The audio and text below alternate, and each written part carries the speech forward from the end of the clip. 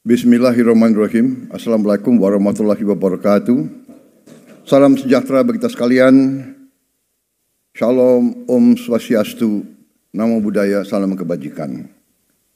Saudara sekalian, bapak-bapak, ibu-ibu yang saya hormati, para menteri, koordinator, menteri kabinet merah putih, Wakil Menteri Kepala Badan yang hadir, Gubernur Bank Indonesia yang saya hormati, yang juga adalah Ketua Umum Ikatan Sarjana Ekonomi Indonesia, ISAI.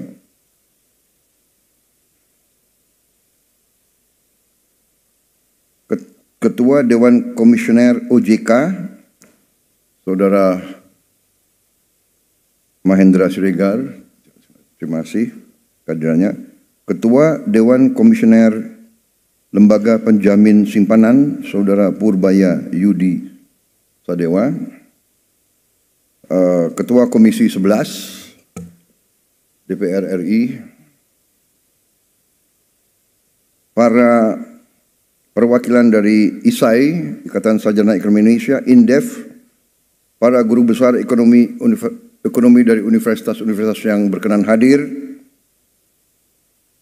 para pelaku perbankan, para direktur utama Himbara, para ketua asosiasi ekonomi dan usaha, antara lain Ketua Umum Apindo, Kadin, HIPMI,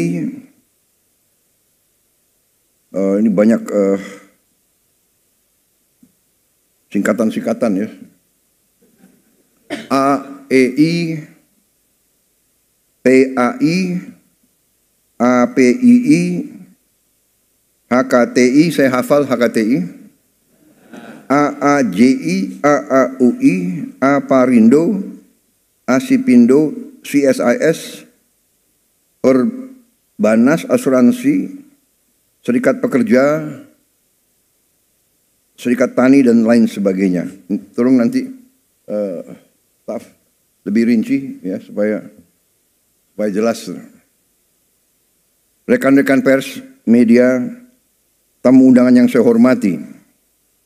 Tentunya sebagai insan yang bertakwa, marilah kita tidak henti-hentinya memanjatkan puji syukur kehadirat Tuhan Maha Besar, Tuhan Maha Kuasa, bagi umat Islam Allah Subhanahu wa taala atas segala karunia kesehatan, kedamaian yang diberikan kepada kita sekalian, sehingga kita dapat berkumpul siang hari ini di Aula Bank Mandiri dalam keadaan sehat walafiat. Karena kita masih di awal bulan Syawal, saya ucapkan kepada seluruh umat Islam yang hadir, selamat Idul Fitri 1446 Hijriah.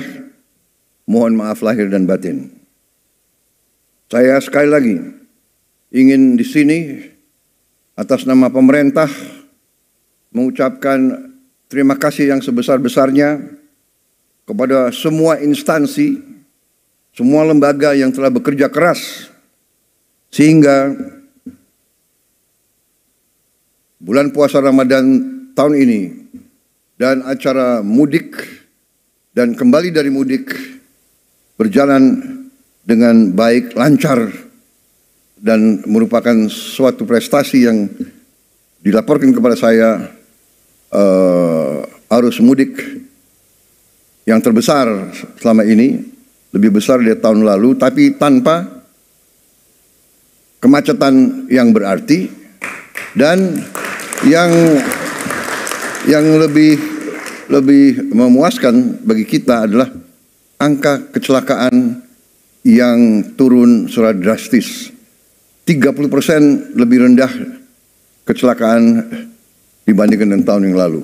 Ini adalah hasil kerja keras, dan ini hasil kerja keras daripada Kementerian Perhubungan dan Kepolisian Republik Indonesia, termasuk juga TNI. Untuk itu sekali lagi saya ingin ucapkan terima kasih kepada instansi-instansi tersebut. Kementerian Perhubungan, orang libur dia terus mengawaki pusat-pusat yang penting. Menara bandara tidak boleh berhenti, tidak boleh libur ya. Air traffic control kalau salah itu musibah yang besar.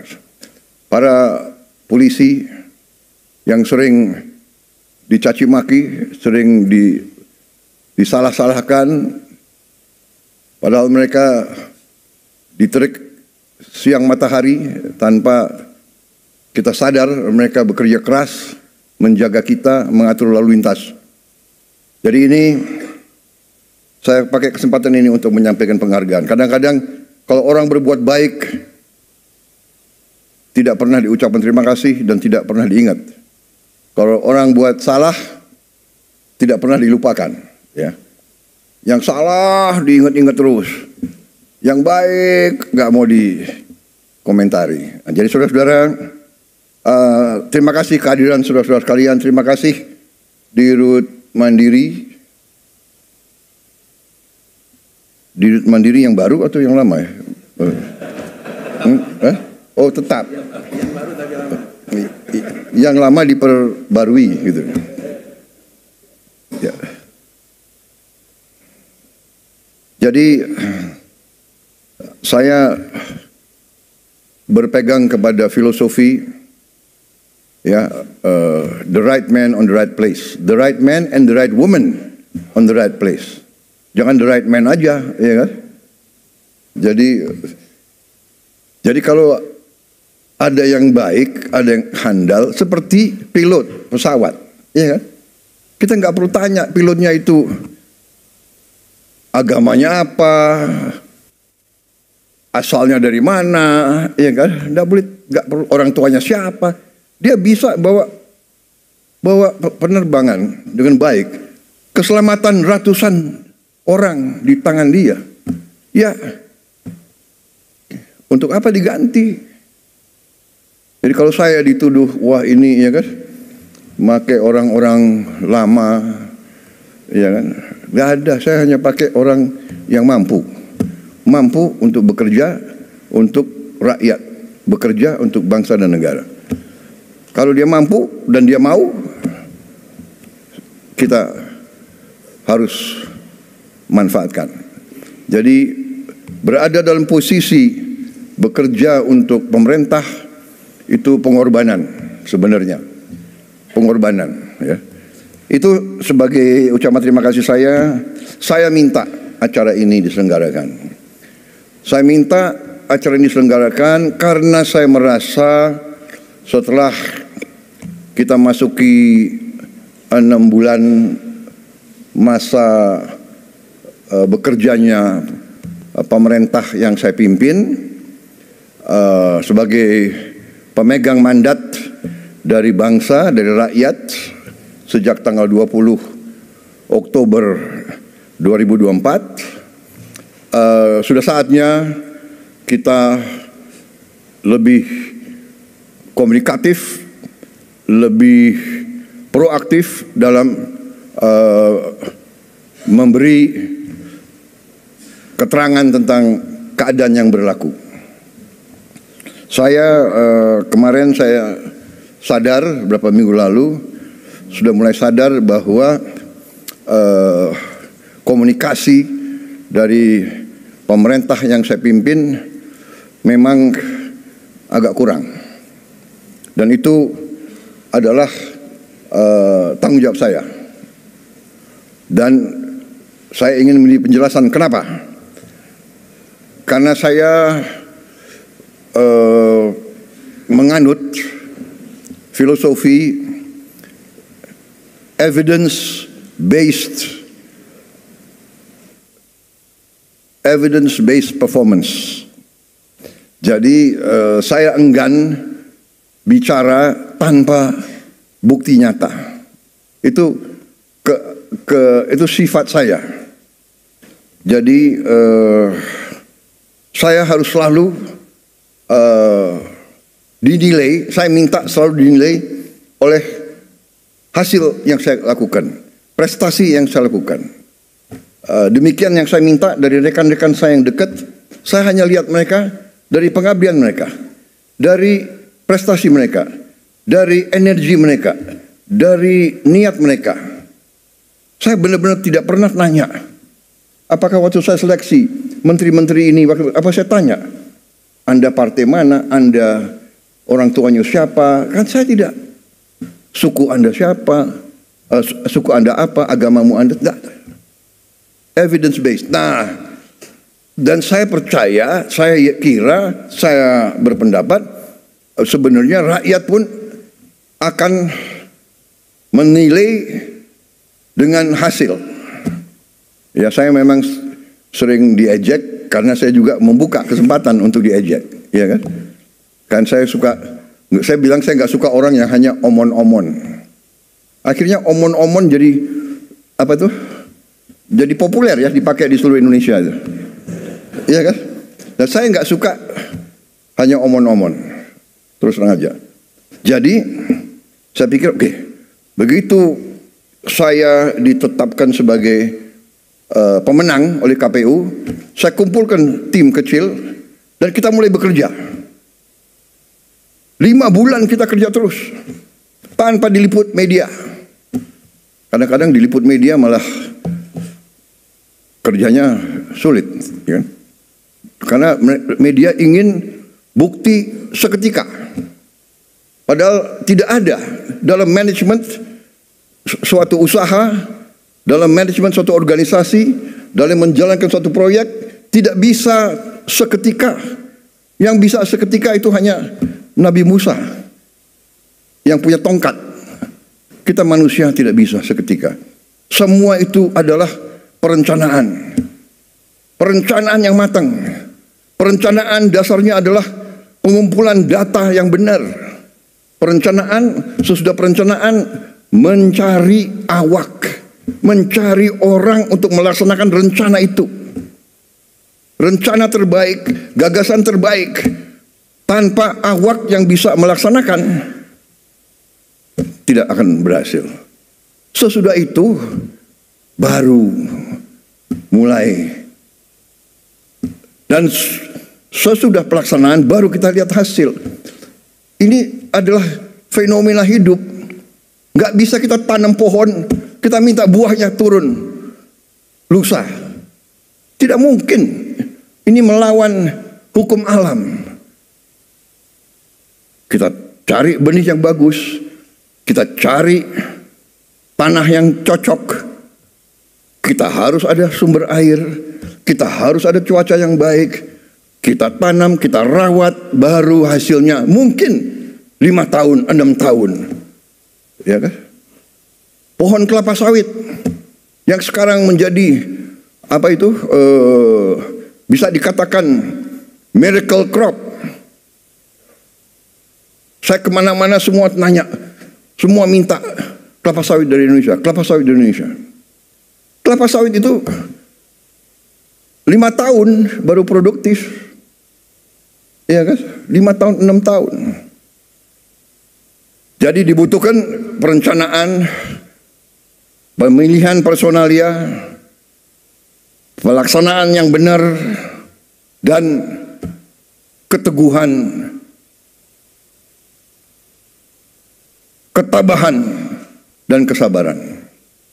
Jadi saudara-saudara, waktu kita ambil alih pemerintahan, kita bekerja keras karena kita persiapannya sudah baik, dan kita sudah punya strategi, kita sudah punya keyakinan apa yang harus kita lakukan. Dan bagi kami sangat terbuka, kami sangat transparan, kami buat buku strategi transformasi bangsa. Dan kita sebarkan, saudara bisa buka di situ. Di situ jelas dan gamblang dasar-dasar pemerintah yang saya pimpin. Dasarnya adalah Pancasila dan Undang-Undang Dasar 45. Bukan sebagai mantra, bukan sebagai slogan, bukan sebagai moto, sebagai dasar pemikiran. Ekonomi kita apa? Ekonomi kita adalah berdasarkan Pancasila dan Undang-Undang Dasar 45. Berarti ekonomi kita harus berdasarkan sila-sila itu. berketuhanan harus mengandung persatuan Indonesia. Kita tidak mau pertumbuhan Indonesia bubar, tidak mau. Kita tidak mau menjual kekayaan kita dengan murah. Kita tidak mau menjual tanah kita kepada bangsa asing dengan murah. Semua tujuannya persatuan Indonesia, kemanusiaan. Kita tidak mau yang lemah ditinggal. Kita tidak mau yang miskin disuruh bersaing dengan yang kuat. Saudara-saudara, ini dasar kerakyatan dan terakhirnya tujuan kita keadilan sosial. Ini yang mendasari pemerintah kita. Dan pelaksananya pasal-pasal ekonomi yang ada di Undang-Undang Dasar 45, pasal 33. Bahwa ekonomi kita ya azasnya adalah kekeluargaan.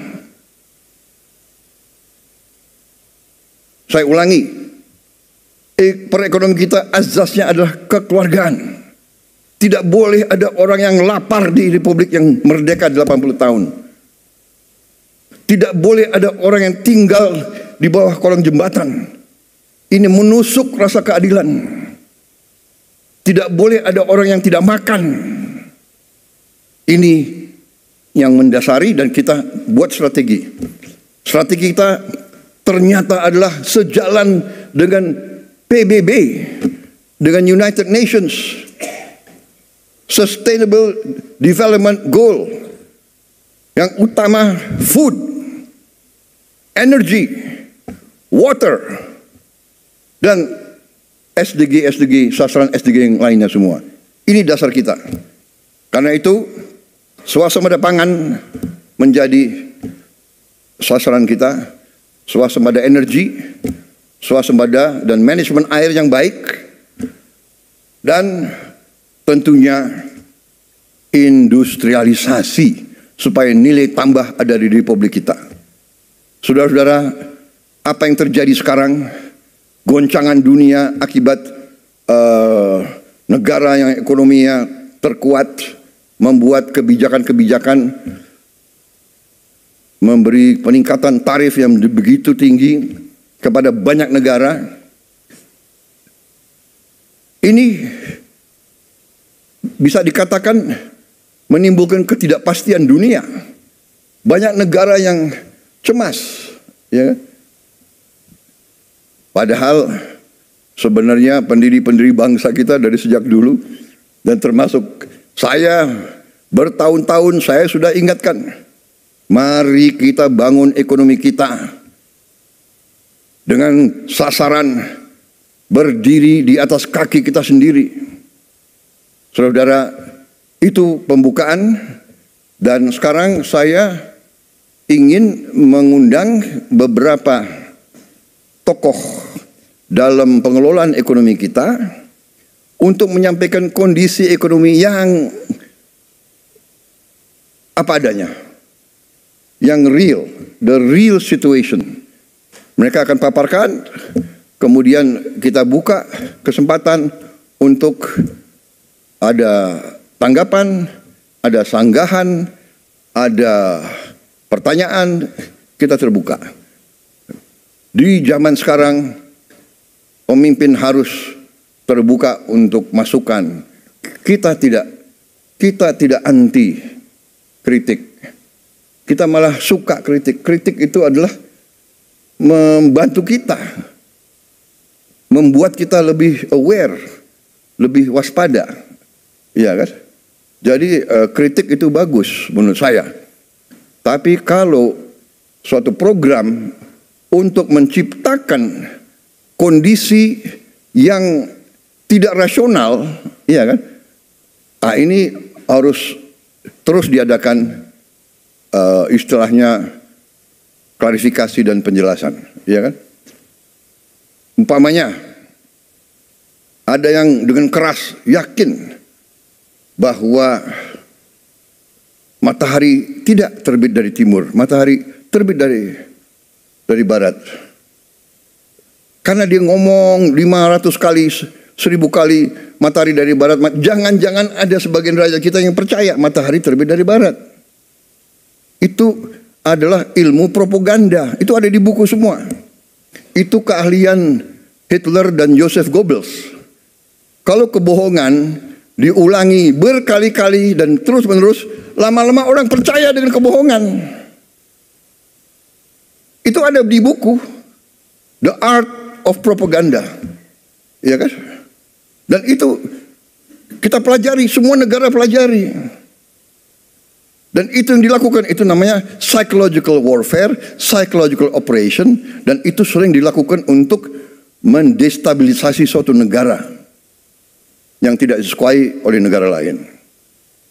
Jadi saudara-saudara, ada lagi azas kedua dalam teorinya Joseph Goebbels. The bigger the lie, the easier people to believe. Jadi kebohongan yang lebih besar, mudah untuk orang percaya. Oh ya, jangan-jangan benar ya, ya kan? Jadi sekarang mudah, fake news, hoax itu mudah. Tapi kita tidak boleh istilahnya gerundel. Ini realita. Karena itu ya kita terbuka.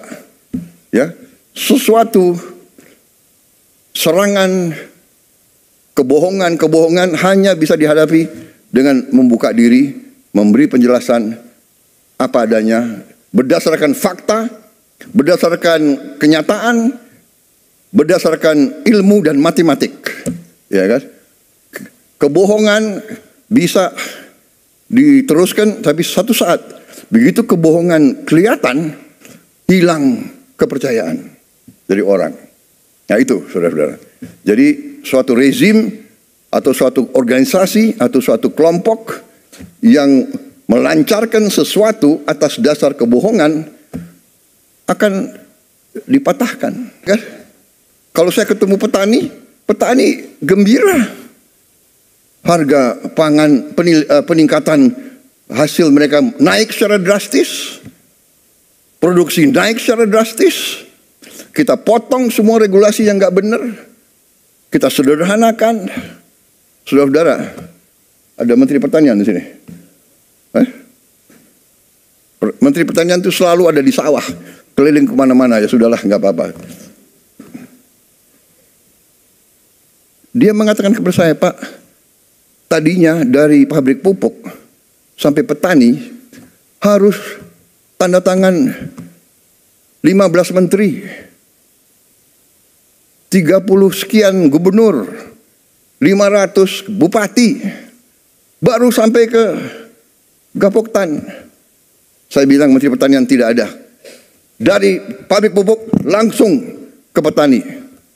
Gak ada lagi itu tanda tangan langsung. Alhamdulillah, pupuk yang tadi langka, yang tadi banyak diselundupkan, yang banyak dikorupsi, sekarang sampai ke desa-desa. Hanya ada beberapa tempat yang masih, saya dapat keluhan dari Gubernur Aceh, pupuk di situ masih sedikit kurang lancar. Ya ini segera kita akan atasi. Apa yang maksudnya? Begitu ini semua perizinan kita hilangkan, lancar itu harus ke produsen, produksi langsung naik, saudara. Jadi ini pelajaran bagi kita semua, dan inilah yang saya akhirnya ambil kesimpulan, oke, saya harus proaktif. Saatnya sudah ada evidence. Ya, saya sekarang berdiri agak lebih optimis, lebih percaya diri karena evidence-nya sudah mulai kelihatan. Ya, kita akan menghadapi tantangan, tapi saya bicara dengan tim saya, ternyata situasinya dapat kita hadapi dan bisa kita kendalikan, ya kan? Jadi saudara-saudara, waktu saya minta disederhanakan arus pupuk ke petani, pupuk dari pabrik milik pemerintah, pupuknya disubsidi pemerintah, uang rakyat, iya kan? Kenapa terlalu banyak perantara? Kenapa terlalu banyak middleman? Hak apa mereka tuh mengutip uang rakyat untuk rakyat? Jadi saya bilang hilangkan itu semua. ada yang datang ke saya, Pak, ada 29.000 distributor yang marah sama Bapak. Oh ya? Hati-hati loh Pak. 29 distributor itu punya konstituen. Oh ya? Saya bilang. Ada berapa petani di Indonesia? Saya tanya Menteri Pertanian, Pak. Hampir 30 juta Pak. Oke. Keluarga mereka 4. 29.000 lawan 120 juta, menang siapa? Oh, lebih baik saya membela 120 juta rakyat daripada mereka-mereka itu. Ya, kita terbuka. Tapi saudara-saudara, rakyat yang punya hak. Kedaulatan di tangan rakyat. Kami dipilih rakyat. Kau suka tidak suka, ya ini pilihan rakyat, ya kan? Inilah kita yang dipilih rakyat. Ada yang botak, ya kan? Botak itu artinya pinter, ya kan? Ada yang hitam, ya tapi ini pilihan rakyat, bagaimana? Dan kita semua, cita-cita mereka semua itu hanya untuk berbakti kepada rakyat. Benar, kalau mereka mau kaya raya, mereka bisa. Nggak usah masuk pemerintah. Mereka masuk pemerintah itu saya juga sedih loh. Menteri Keuangan. Banyak yang belum dapat mobil dinas. Mereka kerja 6 bulan ini kerja bakti. Tapi ya, terima kasih sudah mulai apa? Sudah mulai cair. Apa? Diblokirnya udah dibuka gitu kira-kira. Baik, itu saja. Saya sekarang persilakan mulai dari Menko Perekonomian ya. Terima kasih.